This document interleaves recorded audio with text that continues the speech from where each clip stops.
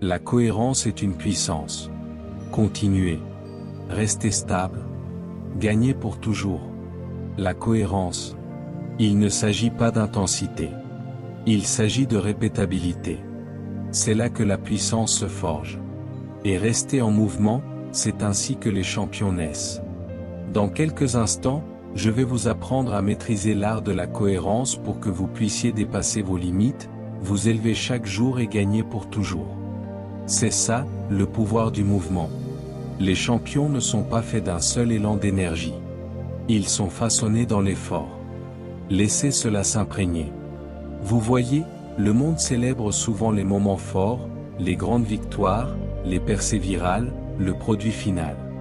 Mais très peu voient la répétition silencieuse, disciplinée, en coulisses, qui donne naissance à la grandeur. La vérité est que le succès n'est pas doux quand il est quotidien. Il est transpirant. Il est silencieux. Il est invisible.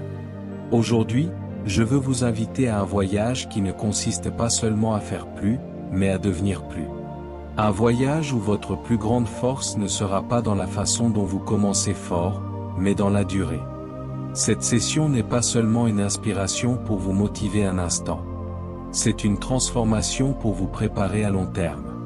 Parce que la cohérence est plus grande que l'intensité. Laissez-moi le répéter.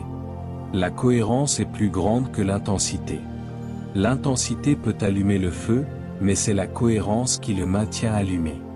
Et les gens qui gagnent dans la vie, qui gagnent vraiment, ne sont pas ceux qui donnent le plus fort. Ce sont ceux qui continuent à se montrer, surtout quand ils n'en ont pas envie. Galates 6:9 nous rappelle, ne nous lassons pas de faire le bien, car nous moissonnerons en temps voulu, si nous ne nous relâchons pas. La cohérence, c'est faire le bien même quand personne n'applaudit. Même quand les résultats sont lents, même quand vous vous sentez invisible.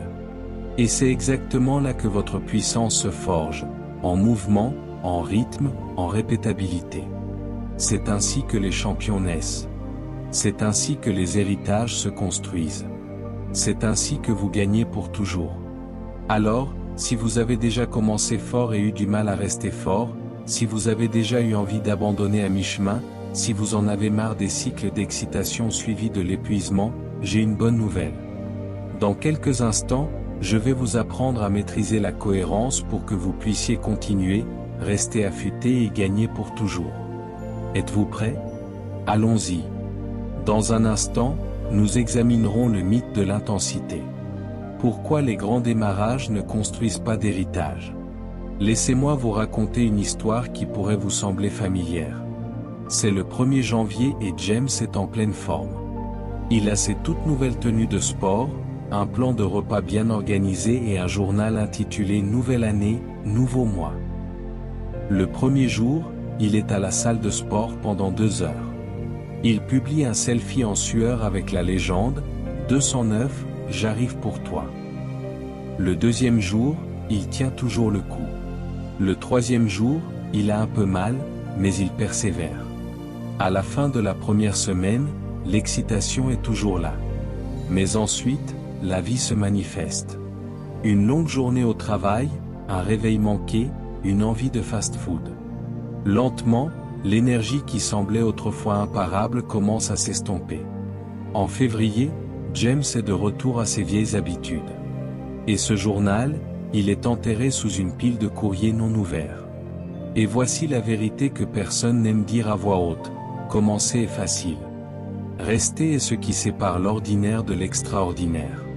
Trop souvent, nous confondons passion et discipline. Nous pensons que le début le plus bruyant garantit une fin glorieuse. Mais la parole de Dieu dit quelque chose de très différent. Dans Ecclésiaste 7h8, il est déclaré « Mieux vaut la fin d'une chose que son commencement, et le patient en esprit est meilleur que le hautain en esprit. » Maintenant, faites une pause et réfléchissez à cela. La fin d'une chose est meilleure que le commencement. Non pas parce qu'elle est plus clinquante, mais parce qu'elle prouve que quelque chose a été achevé, quelque chose a été maintenu, quelque chose a perduré. Vous voyez, Dieu n'honore pas seulement la façon dont vous commencez. Il bénit la façon dont vous terminez fidèlement. De plus, les commencements sont souvent pleins de fierté. Nous sommes bruyants. Nous sommes publics. Nous voulons que tout le monde voie. Mais la finition, oh, la finition est humble. La finition est silencieuse. La finition se produit quand personne ne regarde et que vous êtes toujours engagé. De même, je me souviens d'une femme que j'ai rencontrée lors d'une conférence d'affaires. Nous l'appellerons Sharon. Elle a lancé une start-up qui avait toutes les caractéristiques d'un succès viral. Un branding impeccable, un argumentaire convaincant, un énorme buzz sur les réseaux sociaux. Pendant 6 mois, elle était partout. Interviews, partenariats, conférences.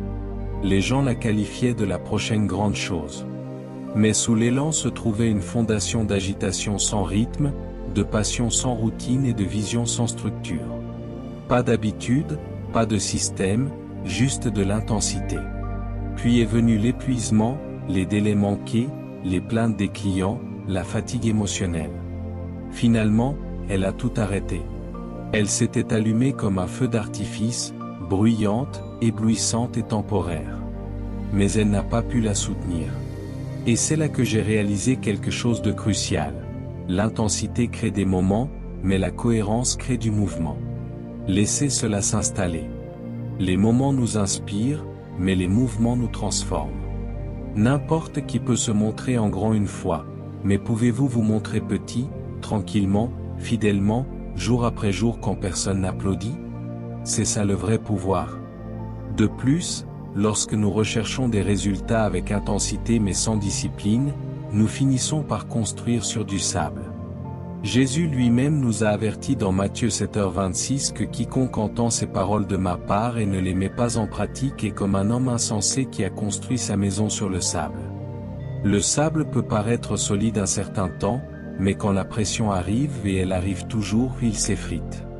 Il en va de même pour toute vie construite sur des éclairs rapides au lieu de racines profondes. En outre, nous devons comprendre que les plus grandes œuvres de Dieu sont rarement précipitées. Pensez à Noé construisant l'arche, non pas en un jour, mais pendant des décennies. Ou Moïse conduisant Israël à travers le désert, non pas un raccourci, mais un voyage de 40 ans. Ce n'étaient pas des miracles micro-ondes, mais des destins mijotés. Et dans chaque cas, c'était une obéissance quotidienne. Alors, qu'est-ce que cela signifie pour vous et moi? Cela signifie que nous devons cesser d'idolâtrer le feu et commencer à respecter les braises, la combustion régulière, la lueur qui ne s'estompe pas, car c'est là que le caractère se construit. C'est là que la transformation se produit. C'est là que l'héritage naît. En conclusion, je veux que vous vous souveniez de cette simple vérité. Les courtes poussées peuvent inspirer la foule, mais ce sont les étapes lentes, répétées et invisibles qui font applaudir le ciel. Mieux vaut la fin d'une chose que son commencement. Non pas parce que c'est plus facile, mais parce que c'est réel, prouvé et durable. Et si vous êtes prêt à arrêter de recommencer et à commencer à construire quelque chose qui dure, alors restez avec moi car nous allons approfondir ce que signifie vivre avec une discipline cohérente centrée sur Dieu qui change tout. La valeur spirituelle de la cohérence. Maintenant, préparez-vous à découvrir la valeur spirituelle de la cohérence. Laissez-moi vous emmener plus loin, au-delà de la routine et de la répétition, au cœur même de la raison pour laquelle la cohérence n'est pas seulement pratique, mais profondément spirituelle. Dans un monde obsédé par les éclairs de grandeur et les percées rapides, Dieu nous invite à quelque chose de radicalement différent. La fidélité plutôt que la célébrité, l'obéissance quotidienne plutôt que l'intensité occasionnelle, et une dévotion inébranlable plutôt que des efforts spontanés. Ce qui est fascinant, c'est que Dieu lui-même est le modèle ultime de la cohérence. Il ne change pas. Il ne fluctue pas avec les émotions ou les saisons.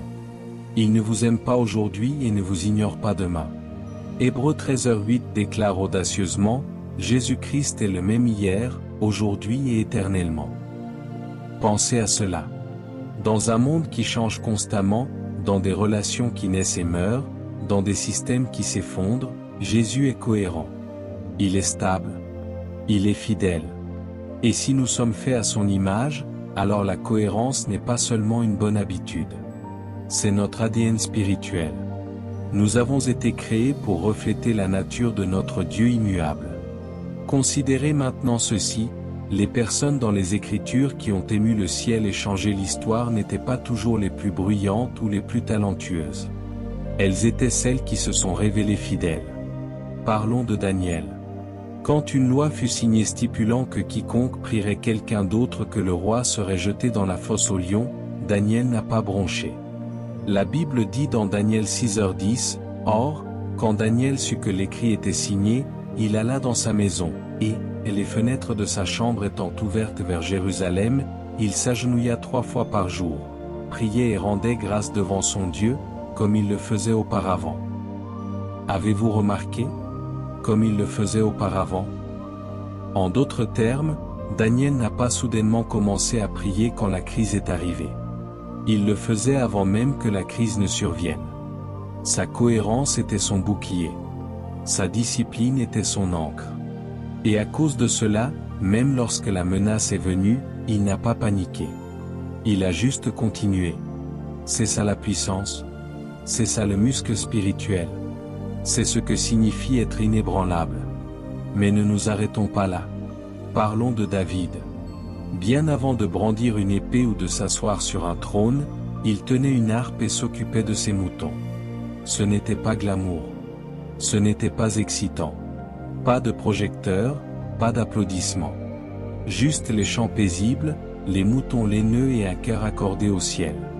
Et pourtant, c'est dans ce lieu de fidélité quotidienne que David a appris le courage, appris l'adoration et appris à entendre Dieu. Il n'est pas devenu un tueur de géants devant Goliath. Il en est devenu un en veillant sur les moutons, les défendant des lions et des ours jour après jour. Dieu observait sa cohérence bien avant la couronne. Maintenant, écoutez-moi, le ciel ne récompense pas les éclairs de grandeur.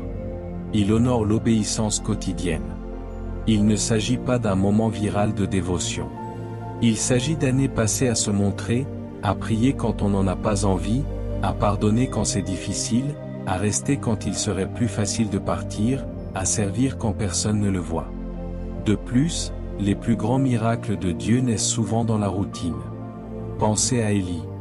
Il n'a pas seulement fait tomber le feu du ciel dans un affrontement dramatique. Avant cela, il était nourri par des corbeaux chaque jour. La manne ne tombait pas une fois par an. Elle tombait quotidiennement. Jésus n'a pas prié une seule fois et est passé à autre chose. Il se retirait souvent tôt le matin pour passer du temps avec le Père.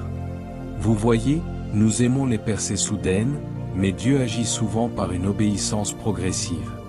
Le problème est que nous négligeons souvent ces moments parce qu'ils ne sont pas glamour. Lire votre Bible quand personne ne vous voit. Être gentil dans la circulation. Choisir l'intégrité en affaires. Ce ne sont pas des actes aléatoires. Ce sont des graines de cohérence. Et Dieu ne les ignore pas. En fait, Jésus a raconté une parabole sur les talents. Et au serviteur qui a simplement géré fidèlement ce qui lui avait été donné, le maître a répondu, « C'est bien, bon et fidèle serviteur. Tu as été fidèle en peu de choses, je te confierai beaucoup. » Remarquez que la récompense n'est pas venue à cause d'un éclair de génie, mais à cause d'une intendance constante. C'est le principe divin, la fidélité dans les petites choses. Et donc aujourd'hui, je veux que vous considériez votre cohérence comme sacrée. Elle n'est pas banale. Elle n'est pas négligée. Elle est puissante. Chaque fois que vous choisissez de vous montrer, vous vous alignez sur le caractère immuable de Dieu. Chaque acte d'obéissance, aussi petit soit-il, porte l'empreinte de l'éternité. Alors ne méprisez pas votre processus. Ne sous-estimez pas votre « oui » silencieux. Ne supposez pas que parce que personne ne le voit, Dieu ne le valorise pas. Il voit, il récompense et il construit des champions non pas par l'intensité, mais par une fidélité cohérente inébranlable. C'est ainsi que la force spirituelle se forge. C'est ainsi que l'impact divin naît. C'est ainsi que vous gagnez, non pas pour un moment, mais pour toujours. Continuez. Restez stable, car le même Dieu qui se montre chaque jour vous apprend à faire de même. Restez avec moi alors que nous allons approfondir comment la cohérence construit l'identité. Soyons honnêtes, tout le monde veut être connu pour quelque chose. Nous portons tous ce désir intérieur d'être reconnus, d'être compris et d'avoir de l'importance. Mais voici la vérité que la plupart des gens ne s'arrêtent jamais assez longtemps pour affronter. Votre identité n'est pas façonnée par vos intentions, mais par vos répétitions. Ce que vous faites constamment devient qui vous êtes. Pas les grandes déclarations que vous publiez sur les réseaux sociaux, pas les moments fugaces d'excitation, mais les choix silencieux, souvent inaperçus que vous faites chaque jour. Il y a une raison pour laquelle la Bible dit dans Matthieu 7h16, « Vous les reconnaîtrez à leurs fruits. » Pas à leurs paroles, pas à leur passion, pas à leur potentiel, mais à leurs fruits, les résultats visibles d'habitudes cohérentes. Vous devenez reconnaissable non pas par votre meilleur jour, mais par votre quotidien. Pensez à ça. Cela signifie que votre identité n'est pas construite sous les projecteurs. Elle est construite dans un emploi du temps.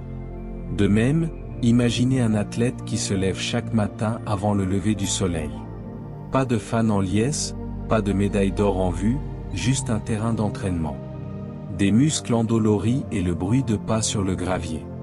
Elle court non pas parce que c'est agréable tous les jours, mais parce qu'elle comprend quelque chose que la plupart des gens ignorent. La répétition forme le réflexe, et le réflexe révèle l'identité. Le jour de la course, elle n'essaie pas d'être une coureuse. Elle est une coureuse. Pourquoi ? Parce qu'elle s'est entraînée quotidiennement, indépendamment de ce qu'elle ressentait. Son identité n'est pas un costume qu'elle porte. C'est un muscle qu'elle a construit. De la même manière, je vous le demande, que disent vos répétitions quotidiennes sur qui vous êtes réellement ? Parce que voici ce que j'ai appris, votre cohérence construit votre caractère ou le compromet lentement. Chaque matin, vous appuyez sur le bouton de répétition. Au lieu de vous lever avec détermination, à chaque fois que vous procrastinez au lieu d'avancer, à chaque fois que vous choisissez le confort plutôt que la croissance, ces répétitions jettent des votes pour le genre de personne que vous devenez. Maintenant, ne vous méprenez pas. Il ne s'agit pas d'être parfait. Il s'agit d'être intentionnel. Il s'agit de se réveiller en étant conscient que chaque petite décision compte. Parce que ces décisions deviennent des habitudes, et les habitudes deviennent l'identité. Un acte de gentillesse devient une habitude d'amour. Une heure disciplinée devient un style de vie d'excellence. Un choix de prier devient une relation avec Dieu si intime qu'aucune tempête ne peut la secouer. De plus, on ne peut pas simuler l'identité. On ne peut que la vivre. C'est pourquoi, lorsque les gens rencontrent quelqu'un qui a une vraie force intérieure, une confiance calme, une foi ancrée, ils le ressentent. Cela ne s'est pas produit du jour au lendemain. Ce n'était pas le résultat d'une seule conférence, d'un seul sermon ou d'une seule percée. Cela a été construit dans le lieu secret. Cela a été forgé dans des choix quotidiens que personne n'a applaudi, mais que Dieu a honorés. Permettez-moi de vous poser une question qui pourrait secouer un peu votre âme. Si quelqu'un observait vos habitudes quotidiennes pendant un mois, que dirait-il de la personne que vous êtes en train de devenir ? Verrait-il de la détermination ou de la passivité, de la faim ou de l'hésitation, de la discipline ou de la distraction ? Je ne demande pas pour condamner. Je demande pour éveiller. Parce qu'il n'est pas trop tard pour remodeler votre rythme. Il n'est pas trop tard pour redéfinir votre identité en réalignant vos habitudes avec votre vocation la plus élevée. Même Jésus, dans sa vie terrestre, a démontré le pouvoir de la répétition. Il se retirait souvent pour prier. Il enseignait régulièrement. Il servait constamment. Et cette cohérence a construit non seulement sa crédibilité, mais aussi son influence. Il n'a pas attendu que la foule le regarde. Il a vécu pleinement chaque instant en tant que fils de Dieu, que ce soit devant des milliers de personnes ou dans la solitude. Alors voici l'invitation aujourd'hui, n'essayez pas de jouer un rôle pour acquérir une nouvelle identité. Entraînez-vous à l'acquérir. Laissez votre cohérence proclamer que vous êtes plus fort que n'importe quelle étiquette. Vous n'êtes pas seulement quelqu'un qui essaie d'être productif. Vous êtes discipliné. Vous n'essayez pas seulement de vous sentir plus proche de Dieu. Vous êtes fidèle. Vous n'espérez pas seulement réussir. Vous êtes engagé.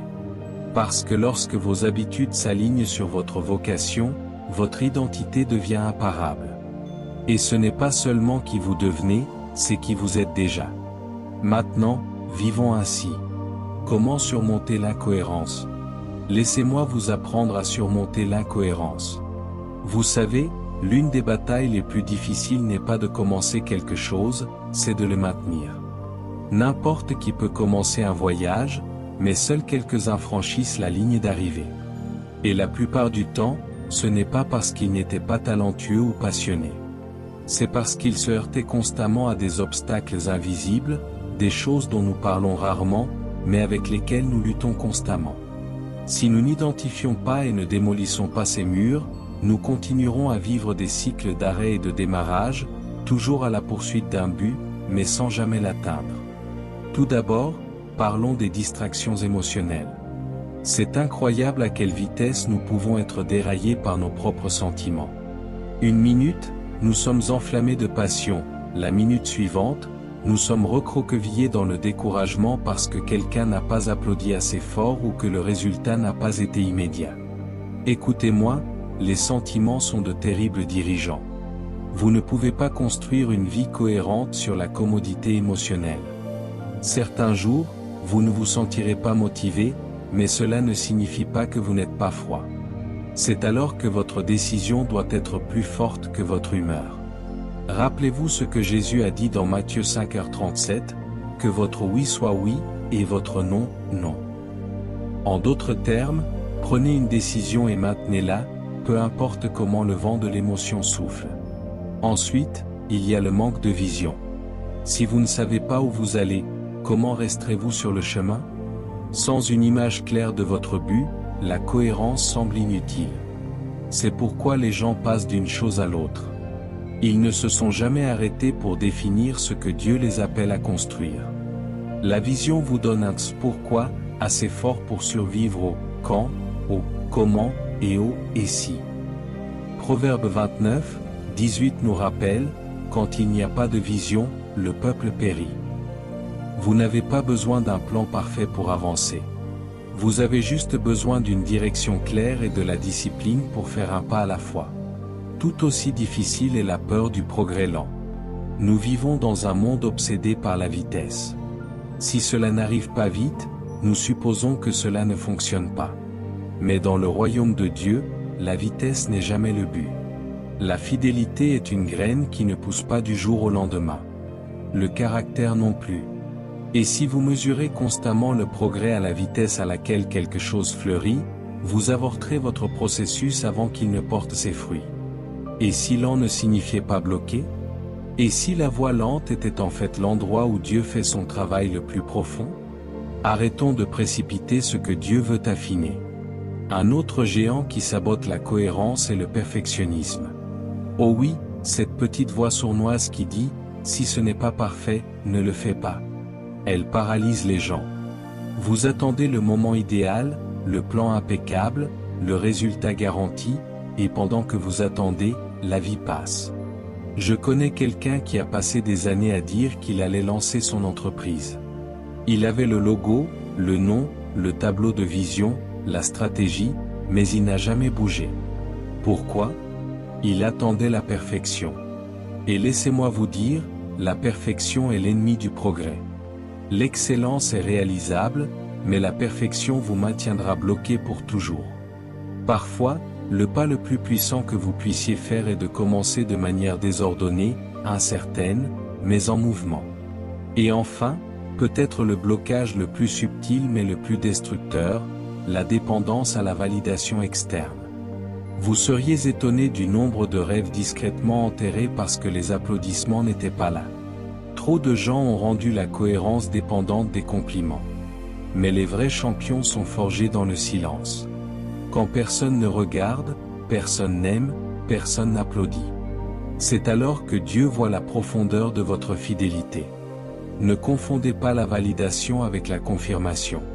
L'appel de Dieu sur votre vie n'a pas besoin de l'approbation publique pour être légitime. Si le ciel a dit va, alors allez-y. Si Dieu vous a donné le feu vert, ne laissez pas le silence des hommes le faire passer au rouge. Maintenant, laissez-moi vous offrir quelque chose de pratique, car la conscience sans action mène à la frustration. Lorsque les émotions essaient de vous détourner, faites une pause et priez au lieu de réagir. Lorsque votre vision devient floue, revisitez les promesses que Dieu vous a déjà faites. Si le progrès lent vous frustre, célébrez les petites victoires. Elles prouvent que vous avancez. Lorsque le perfectionnisme crie pas assez bien, rappelez-vous que l'obéissance est meilleure que l'imperfection. Et lorsque la validation semble absente, levez les yeux, pas autour. Dieu voit chaque graine que vous avez semée en silence. Et il n'est pas injuste pour oublier votre œuvre d'amour. En fin de compte, surmonter l'incohérence ne consiste pas à avoir plus de volonté. Il s'agit d'identifier et de faire taire les voix qui ont volé votre rythme. Votre oui doit signifier oui, même les jours où c'est difficile. Votre cohérence n'est pas un trait de personnalité. C'est une arme spirituelle. Et lorsque vous la maniez avec grâce et courage, aucune force sur terre ne peut empêcher le dessein de Dieu de se déployer dans votre vie. Restez enraciné. Restez fidèle. Restez en mouvement, car votre moisson arrive si vous n'abandonnez pas. L'empilement d'habitudes, construire un rythme spirituel. Avant d'aller plus loin, réfléchissons à l'empilement d'habitudes. Construire un rythme spirituel. Qu'est-ce que cela signifie ? Cela signifie créer un modèle régulier et durable de pratiques spirituelles dans votre vie. Des choses comme la prière, la méditation, la lecture des Écritures, la tenue d'un journal ou l'adoration. Un rythme implique la cohérence, pas la perfection. En termes simples, l'empilement d'habitudes plus le rythme spirituel équivaut à l'utilisation de petites habitudes intentionnelles, liées à votre vie quotidienne, pour grandir spirituellement. Avez-vous déjà remarqué comment la plupart des gens veulent une percée, mais ils ne veulent pas de routine ? Ils veulent sentir Dieu, entendre Dieu, marcher dans le but, mais ils résistent à la structure même qui rend ces choses durables. La cohérence semble trop lente. La discipline semble trop rigide. Mais laissez-moi vous dire, le rythme n'est pas votre ennemi. En fait, c'est votre arme secrète. Parce que ce que vous faites à plusieurs reprises, la vraie transformation se produit lorsque vous cessez de dépendre d'os aléatoires et commencez à construire des habitudes saintes qui s'empilent les unes sur les autres, moment après moment, jour après jour, semaine après semaine, jusqu'à ce que votre style de vie commence à refléter l'ordre du ciel. Commençons ici. Les gens qui marchent dans la force n'ont pas seulement fait une prière puissante. Ils ont construit des rythmes puissants. Ils ont compris que le feu durable vient du carburant quotidien. Pensez à vos matins. Vous pouvez vous réveiller, faire défiler, réagir et vous précipiter dans le chaos. Ou vous pouvez empiler vos habitudes pour créer un élan avant même que le monde ne vous touche. Imaginez ceci, vous vous réveillez et au lieu de prendre votre téléphone, vous commencez par le silence. Vous respirez. Vous priez. Vous lisez un psaume. Vous notez une chose pour laquelle vous êtes reconnaissant. Vous écrivez vos 3 principales priorités pour la journée. C'est 5 minutes, peut-être 10. Mais maintenant, vous avez aligné votre âme. Maintenant, vous ne réagissez plus seulement à la vie, vous la dirigez. De plus, la parole de Dieu nous oriente dans cette direction. Dans le psaume 90, 12, il est dit « Enseigne-nous à bien compter nos jours, afin que nous appliquions notre cœur à la sagesse. » Avez-vous compris ? La Bible ne nous demande pas de compter nos années. Elle dit « Comptez jours ». C'est une focalisation quotidienne. C'est un rythme. C'est une intendance sur les 24 heures qui vous ont été données. Parce que si vous pouvez gagner aujourd'hui, puis demain, puis le jour d'après, à quoi ressemblera votre mois ? Votre année ? Votre destinée entière ? Les grandes victoires commencent par une petite intendance. De plus, considérez comment Jésus a modélisé la cohérence. Il se retirait souvent dans des lieux solitaires pour prier. Il n'a pas seulement prêché puissamment. Il a fait des pauses régulièrement. Il n'a pas seulement opéré des miracles. Il a maintenu un rythme. Il n'y a pas de fruits sans racines et pas de feu sans carburant. Vos habitudes nourrissent votre esprit ou le drainent. On ne tombe pas par hasard dans une vie spirituelle. on la structure. Et cette structure n'a pas besoin d'être compliquée. Commencez par de petits rythmes empilables. La prière n'a pas besoin de durer 1 heure. Commencez par 5 minutes. La lecture des Écritures n'a pas besoin d'être un livre entier. Commencez par un verset. La méditation ne nécessite pas un sommet de montagne. Juste votre attention. Par conséquent, lorsque vous construisez ces rythmes spirituels et que vous les empilez intentionnellement, vous commencez à porter la présence de Dieu dans chaque recoin de votre vie. Soudain, votre travail devient adoration. Votre parentalité devient prophétique. Votre leadership devient lumière, parce que ce que vous avez planté le matin porte maintenant des fruits l'après-midi. L'un des plus grands mensonges que l'ennemi veut vous faire croire est que vous devez être radical ou rien du tout. Mais et si être fidèle dans le peu est exactement comment Dieu vous fait grandir vers beaucoup? Un autre outil pratique que j'ai vu faire des merveilles est le journaling. Écrire une phrase sur ce que vous ressentez, ce que Dieu vous montre, ou ce à quoi vous vous engagez peut ancrer votre esprit comme rien d'autre. La répétition des Écritures est un autre changement de jeu. Prenez un verset et prononcez-le à voix haute pendant votre journée, au feu rouge, dans la cuisine, entre 2 réunions. C'est l'empilement d'habitudes. Combinez l'action avec l'intention. Vous n'ajoutez pas de poids à votre journée. Vous multipliez la force en elle. De même, ne négligez pas le pouvoir de la planification. La planification est spirituelle. Ce n'est pas seulement pour les accros à la productivité. C'est pour les personnes motivées par un but. Lorsque vous notez ce qui compte le plus, vous dites à votre âme, c'est là que nous allons. Vous dirigez votre énergie au lieu de la disperser. Vous créez un alignement entre vos désirs et vos décisions. Et c'est là que la paix réside. Enfin, laissez-moi vous proposer un rythme spirituel quotidien simple mais puissant. Vous pouvez commencer aujourd'hui. Réveillez-vous. Remerciez Dieu. Lisez une écriture. Écrivez une phrase. Prononcez une vérité. Et planifiez une étape. C'est tout. Empilez ces 5 choses quotidiennement et observez comment votre vie se transforme. Parce qu'en fin de compte, votre destinée n'est pas construite dans un moment mystérieux d'éclair divin.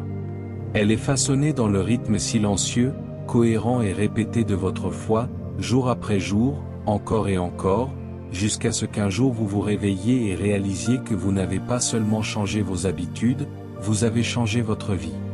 Comment rester affûté et maintenir votre élan? Prenons un moment pour passer à quelque chose de pratique, quelque chose de puissant, l'empilement d'habitudes.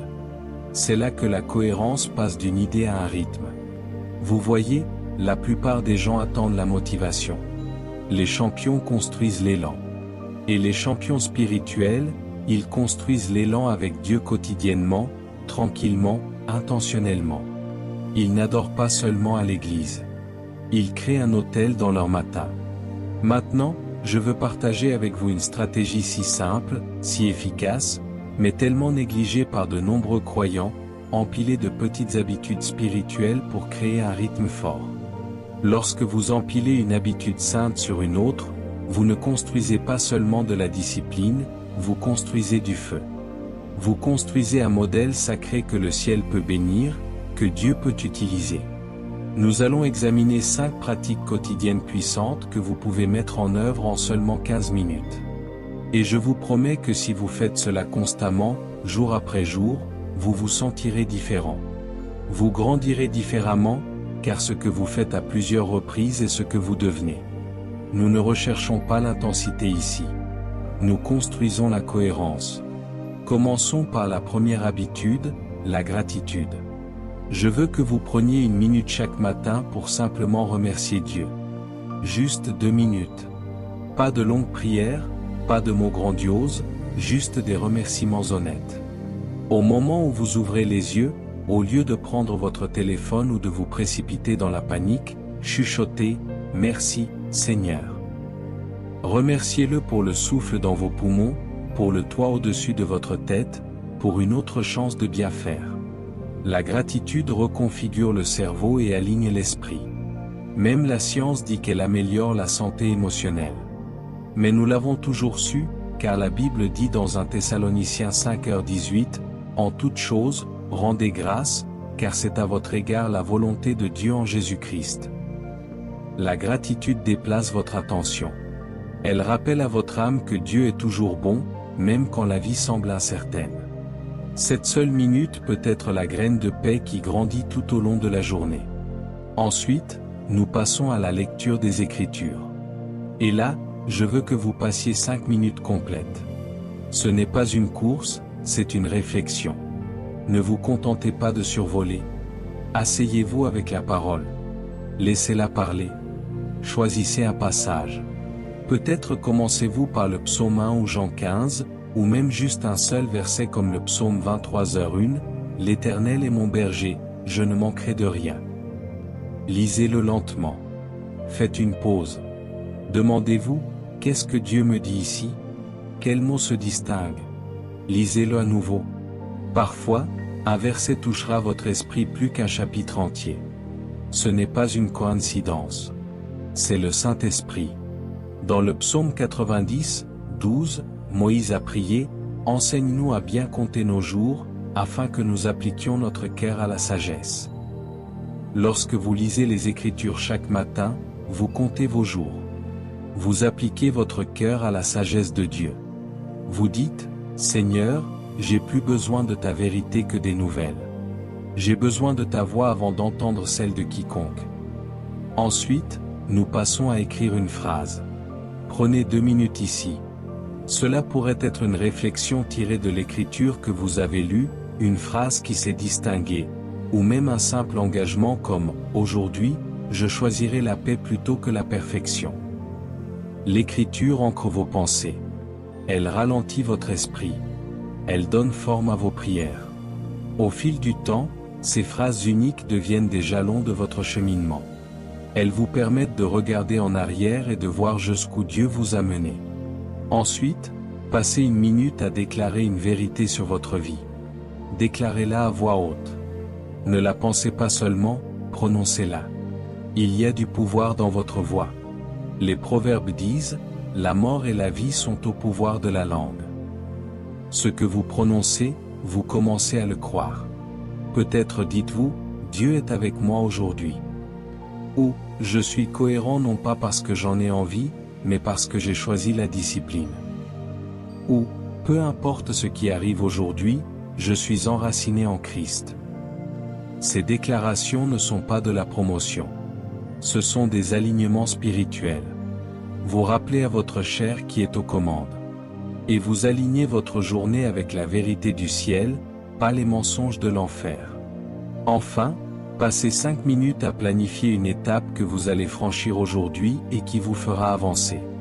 Pas 10 étapes, pas toute votre liste de choses à faire, juste une seule étape significative. Peut-être s'agit-il de terminer quelque chose que vous avez évité ou de développer une compétence, ou d'écrire un livre que vous avez évité. Peut-être s'agit-il de passer du temps de qualité avec votre enfant.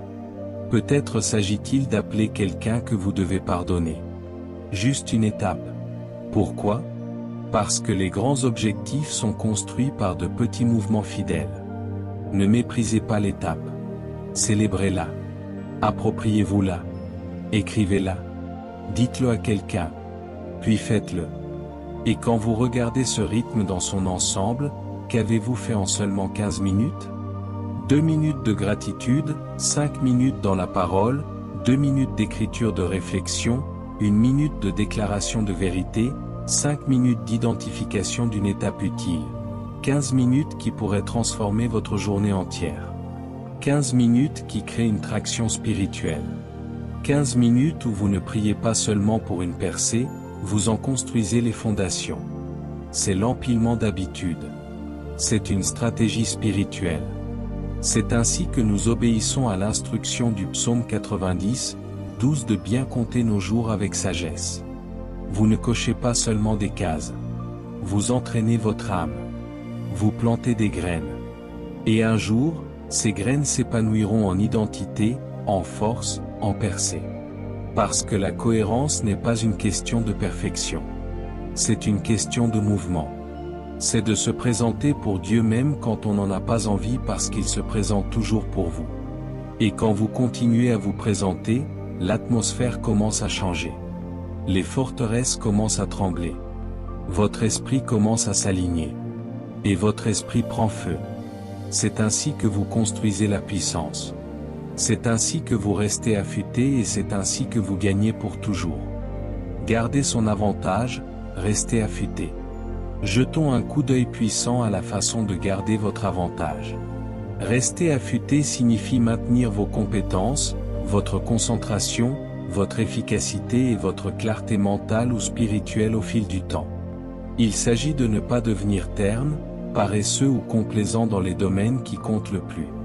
Laissez-moi vous poser une question personnelle. Quand avez-vous ressenti pour la dernière fois que vous étiez vraiment affûté? Non pas seulement occupé ou fonctionnel, mais clair, concentré et spirituellement alerte. Nous parlons souvent de faire plus, d'être plus, de donner plus. Mais nous oublions que même les meilleurs outils s'usent à force d'être utilisés. Tout comme une lame s'émousse à force de couper, nous aussi perdons notre avantage spirituel si nous ne prenons jamais le temps de nous aiguiser. Vous voyez, il y a un danger à être constamment en marche, toujours à travailler, toujours à lutter, toujours à produire. Cela peut sembler être une force à l'extérieur, mais s'il n'y a pas de temps pour se retirer, pour respirer, pour se reposer en Dieu, nous finissons épuisés, engourdis et inefficaces. Ce n'est pas ainsi que nous avons été conçus pour vivre. Ce n'est pas ainsi que nous menons nos batailles. Et ce n'est certainement pas ainsi que nous finissons forts. Fait intéressant, même Jésus, le Fils de Dieu, a compris le pouvoir du retrait. Dans Luc 5h16, il est dit, et lui se retirait dans les déserts et priait. Pensée Y, Jésus guérissait les malades, prêchait aux multitudes, marchait avec une puissance et une autorité divine. Pourtant, il prenait toujours le temps de se retirer et de prier. Pas une fois, pas occasionnellement, mais constamment. Si Jésus avait besoin de le faire, à combien plus forte raison nous? Imaginez maintenant ceci, deux bûcherons s'affrontant pour voir qui pourrait abattre le plus d'arbres en une journée. L'un fonce dans la forêt avec une énergie inépuisable et ne prend pas une seule pause. L'autre travaille dur aussi. Mais toutes les heures, il s'écarte pour aiguiser sa hache. À la fin de la journée, celui qui fait des pauses a abattu beaucoup plus d'arbres. Pourquoi? Parce que l'affûtage est plus important que la vitesse. Cette histoire m'est toujours restée. Parce qu'elle parle directement de la façon dont beaucoup d'entre nous vivent.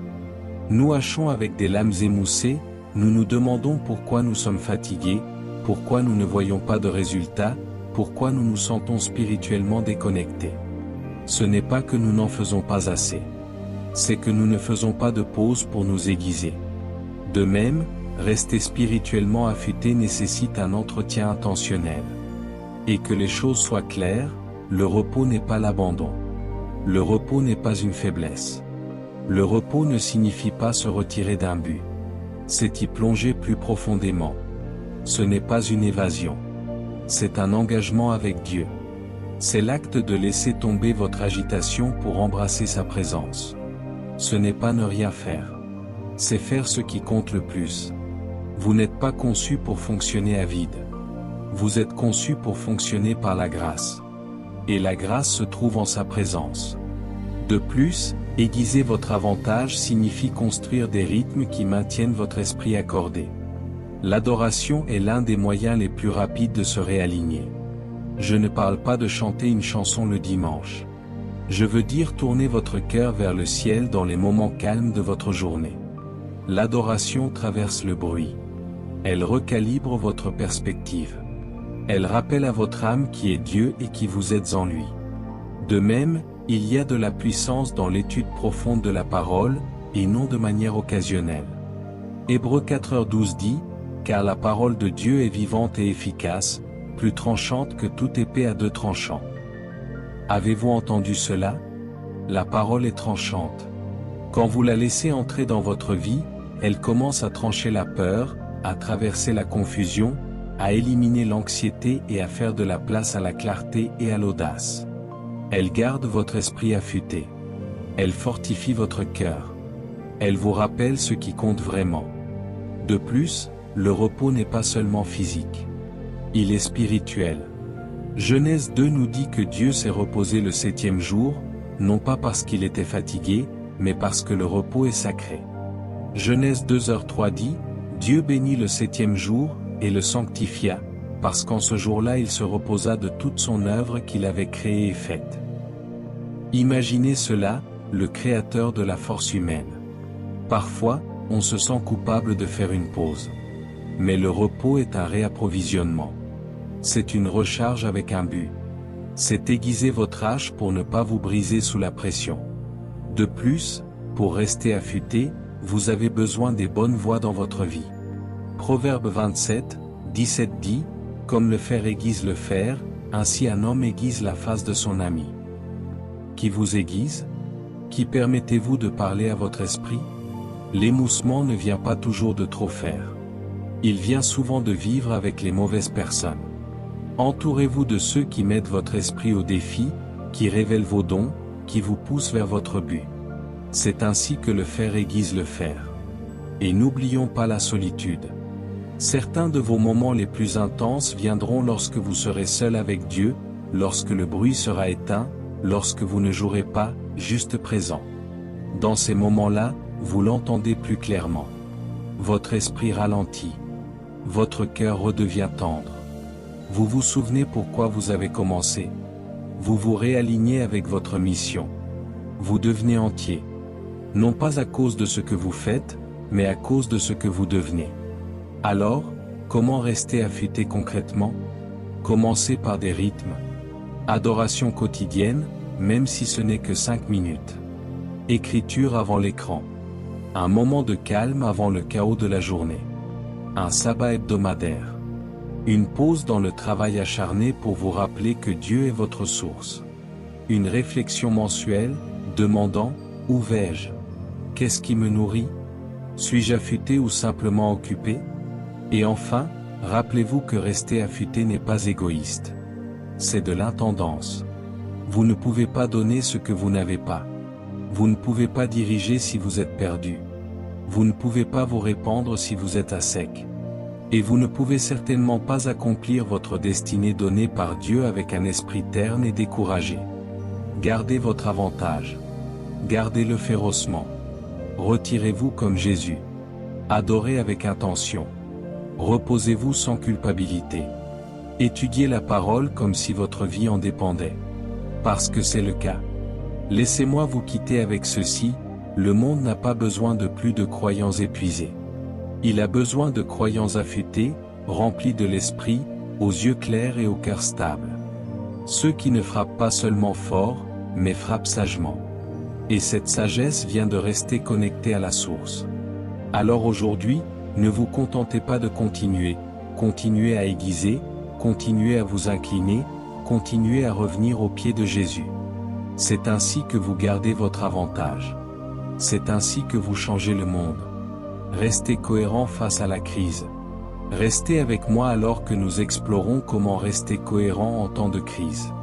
Voici une vérité puissante que beaucoup de gens ne découvrent qu'une fois qu'ils sont en pleine tempête. La cohérence n'est pas testée dans le confort. Elle est prouvée en temps de crise. N'importe qui peut continuer quand le ciel est clair et que le chemin est droit. Mais que se passe-t-il lorsque tout change? Que faites-vous lorsque la vie bouscule votre routine, que vos plans s'effondrent et que le sol sous vos pieds semble s'effondrer? La vraie question n'est pas de savoir si les tempêtes viendront. Elles viendront. La vraie question est, resterez-vous sur la bonne voie quand elles viendront? La vie ne nous donne pas d'avertissement. Une minute, tout fonctionne. La minute suivante, vous faites face à un diagnostic, une perte d'emploi, une trahison ou un effondrement. Et dans des moments comme ceux-là, les routines spirituelles sont difficiles à maintenir. Mais c'est précisément dans ces moments que la cohérence devient une arme, une bouée de sauvetage, une déclaration de foi qui dit « Je suis peut-être brisé, mais je n'abandonnerai pas ». Nous voyons cela de manière saisissante dans la vie de Joseph, un jeune homme avec un rêve de Dieu, mais son parcours fut tout sauf facile. Il fut trahi par ses propres frères, jeté dans une fosse, vendu comme esclave, accusé à tort et oublié en prison. Pourtant, à travers tout cela, Joseph n'a jamais cessé d'être fidèle. Il a servi dans la maison de Potiphar avec intégrité. Il est resté discipliné en prison. Et quand le moment est venu d'interpréter le rêve de Pharaon, il était prêt, non amer, non brisé, mais prêt. Genèse 39, 2 dit, « Et l'Éternel fut avec Joseph, et il devint un homme prospère, et il était dans la maison de son maître, l'Égyptien. » Ce verset n'a pas été écrit à propos de Joseph dans le palais. Il a été écrit alors qu'il était esclave. Pensée Y. Dieu était avec lui-même en esclavage parce que son cœur est resté cohérent. Même quand ses conditions ont changé, son engagement n'a pas changé. En transitionnant, je pense à une femme que j'ai rencontrée un jour. Elle s'appelait Grace et elle était mère célibataire de 3 enfants. La vie n'avait pas été tendre avec elle. Elle a perdu son mari subitement, la laissant élever seule 3 jeunes enfants. Le chagrin était réel, la pression était forte, et les finances étaient serrées. Mais vous ne l'auriez jamais entendu se plaindre. Chaque dimanche, elle se présentait à l'église avec ses enfants. Chaque matin, elle s'agenouillait pour prier. Chaque soir, elle lisait un verset à voix haute dans leur maison. À travers les larmes, les nuits sans sommeil, la douleur de la perte, elle est restée stable. Et avec le temps, Dieu a honoré cette cohérence. Ses enfants ont grandi fort dans la foi. Sa maison est devenue un refuge pour d'autres personnes brisées.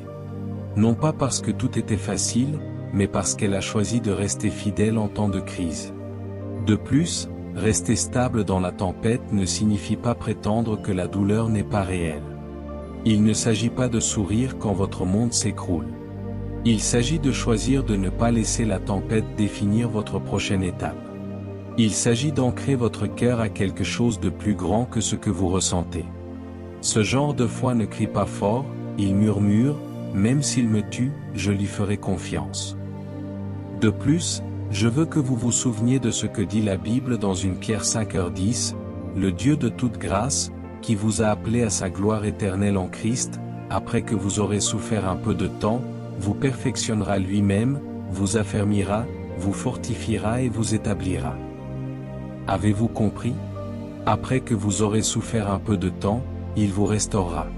Pas pourrait, mais le fera. Cela signifie que chaque saison de douleur a une date d'expiration. Mais votre cohérence doit durer plus longtemps que la crise. De plus, la beauté de rester cohérent à travers la crise est qu'elle vous rend inébranlable. Elle ne supprime pas la tempête, mais elle vous enracine plus profondément. Les vents peuvent souffler, mais ils ne vous briseront pas. Le feu peut venir, mais il ne vous consumera pas. Pourquoi? Parce que vous avez construit vos habitudes, votre adoration, votre identité et votre but sur quelque chose d'immuable, la fidélité de Dieu. Enfin, laissez-moi vous rappeler que ce que vous construisez en temps de crise n'est pas seulement pour maintenant. Cela vous prépare à ce qui vient ensuite. La cohérence de Joseph ne l'a pas seulement aidé à survivre à la fosse et à la prison. Elle l'a qualifié pour le palais. Il n'est pas monté en grade par chance. Il est monté parce qu'il est resté prêt. Vous ne savez pas quelle porte Dieu est sur le point d'ouvrir parce que vous avez continué à vous présenter dans l'obscurité. Alors continuez à prier, continuez à adorer, continuez à croire, continuez à construire.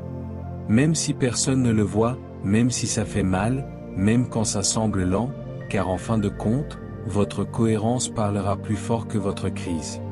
C'est ainsi que vous gagnez.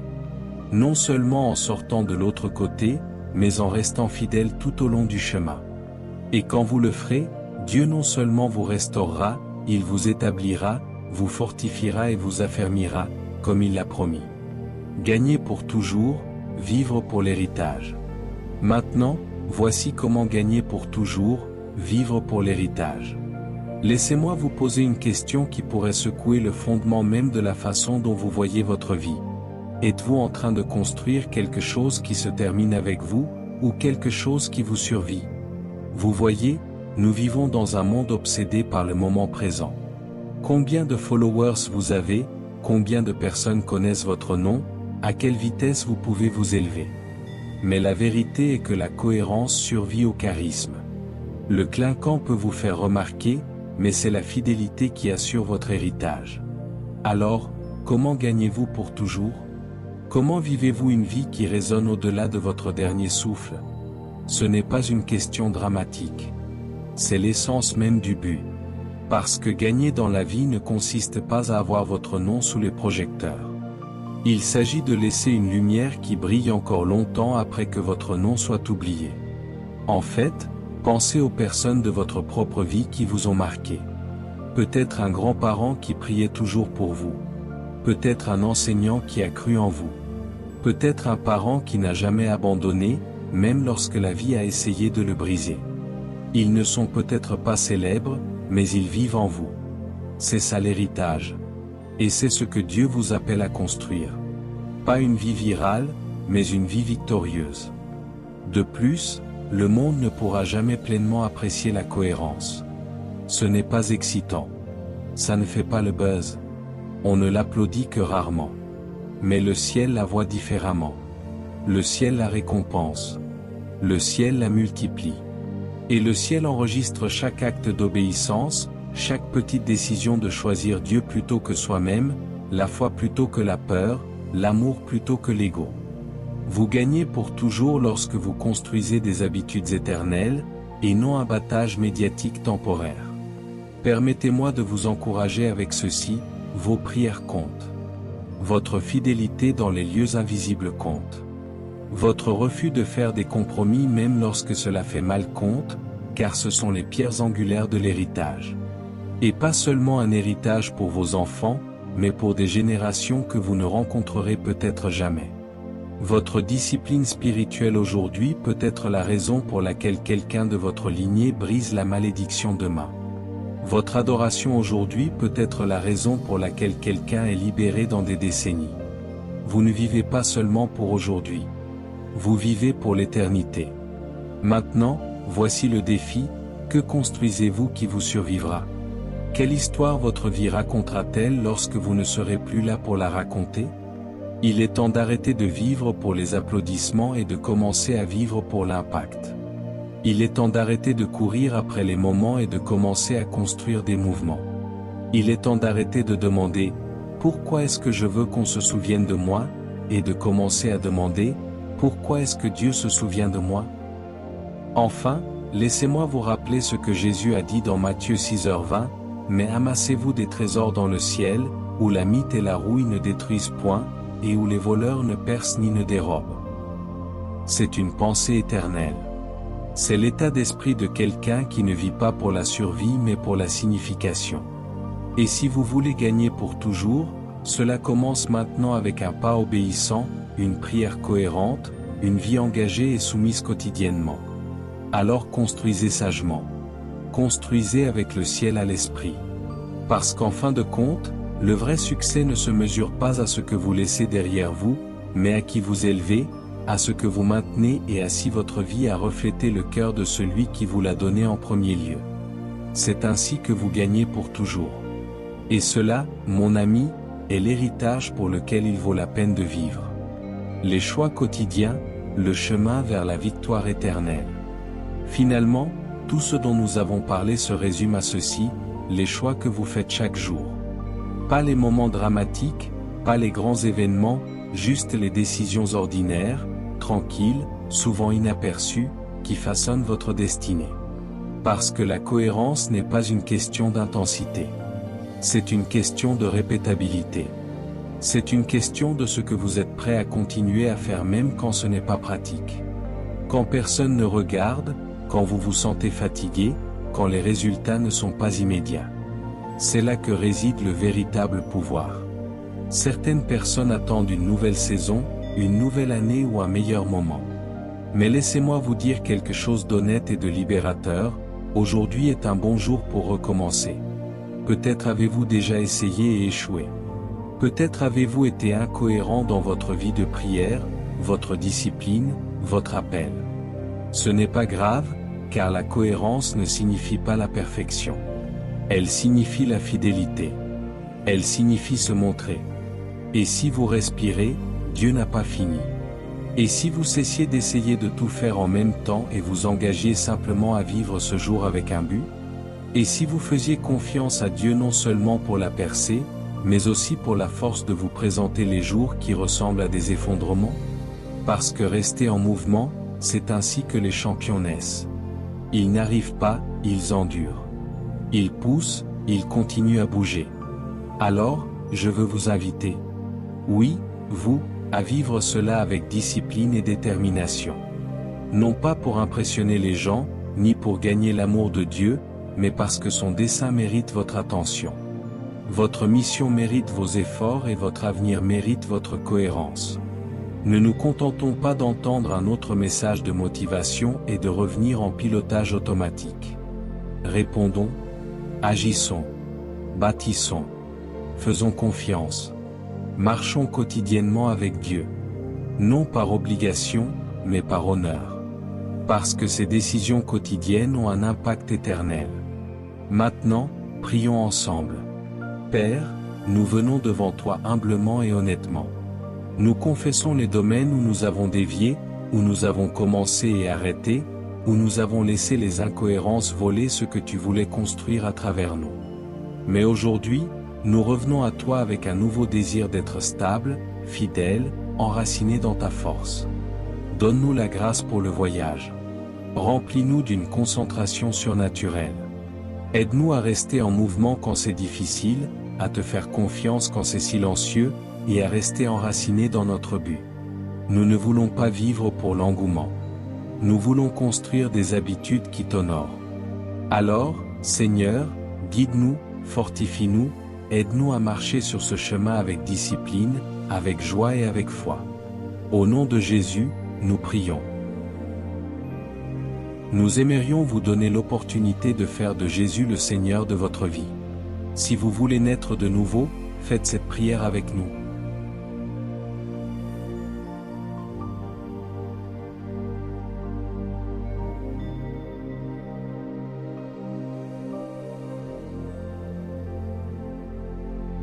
Père céleste, je reconnais que je suis un pécheur et que mes paroles ont parfois été une source de mal plutôt que de bien. Je crois que Jésus-Christ est ton Fils unique, qu'il est mort sur la croix pour mes péchés et qu'il est ressuscité pour me donner une vie nouvelle. Je me repens de mes péchés et je te demande pardon. J'ouvre la porte de mon cœur et je t'invite, Jésus, à être mon Seigneur et mon Sauveur personnel. Je te donne ma vie, mes pensées et mes paroles. Afin que mes paroles soient des paroles de vie, d'amour, de foi et de sagesse.